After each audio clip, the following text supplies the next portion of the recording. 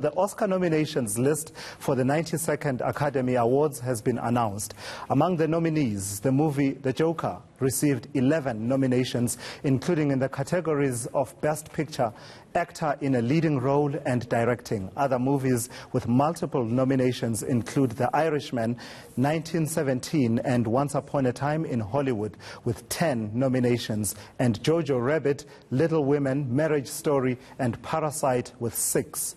The Oscars will air live on Sunday, the 9th of February, at the Dolby Theatre in Hollywood and Highland Center. Film critic Tymon Smith joins me in studio to have a conversation about this. So, what is your sense of the, some of these nominations, Tymon? The traditional people who dominated, for instance, the category of Best Male Actor make a return, the likes of Antonio Banderas and people such as, in the Best Female Actress, Best Actress category, we're seeing the likes of Renee Zellweger and also people like Charlize Theron.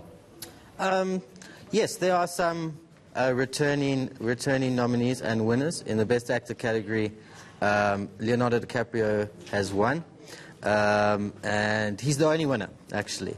Antonio Banderas has never been nominated for an Oscar before. This is his first nomination, as it is for Adam Driver and Jonathan Pryce. In the best supporting actor category is actually interesting because every single nominee has won an Oscar. Some of them more than one. Right. Tom Hanks has won 2. Anthony Hopkins, Al Pacino, Joe Pesci, they've all won Oscars. Brad Pitt is the only person, who hasn't won. He's been nominated 4 times. Maybe this year he gets lucky. Best Actress, Charlize has won an Oscar before.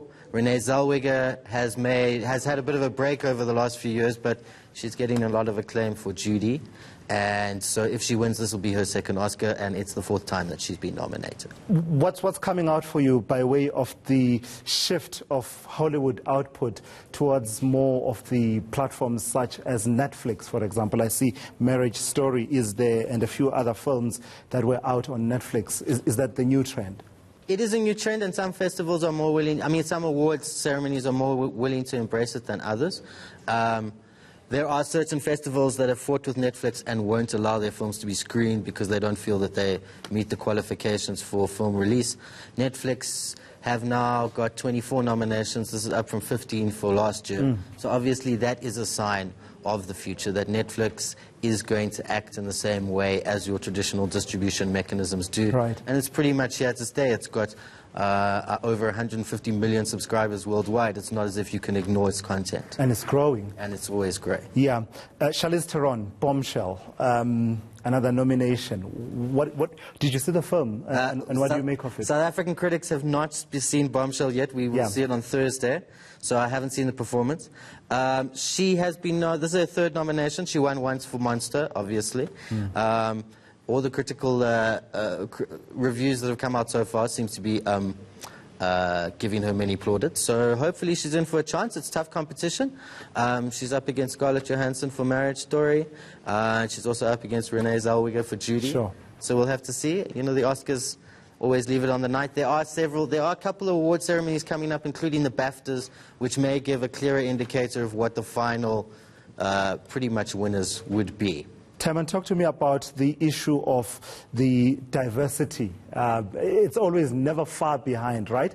Since we've had that hashtag Oscars so white a few years ago. And I did see a few people criticizing the Academy once again for that lack of diversity in the nominations.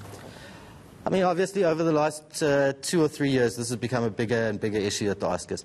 And what they initially did was, they kind of did the only thing they can do, which is that they increased the diversity of the membership of the Academy, and they opened up the books of the Academy. I think they invited, over the last few years, it's been like 800 new members. And a lot of these members have now come from countries outside of America, from Africa, more women, more people of color being invited to join the Academy.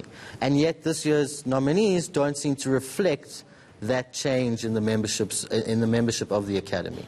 So there is only one person of color nominated for one of the main awards this year, and that's Cynthia Erivo for Harriet. If she wins, she'll win an EGOT, which is the Emmy Emmy, Grammy, Oscar, and the Yeah. Tony, because she's won a lot for The Color Purple, which she's previously been part of. But other than that, there's no female Best Director. There is a female-directed Best Picture, which is Little Women. Right. So people are disappointed, even though 62 nominations across all categories went to women this year. That is a record. But in the main categories, you're not seeing enough diversity. Right. Tymon Smith, thank you so much for coming through and having this conversation.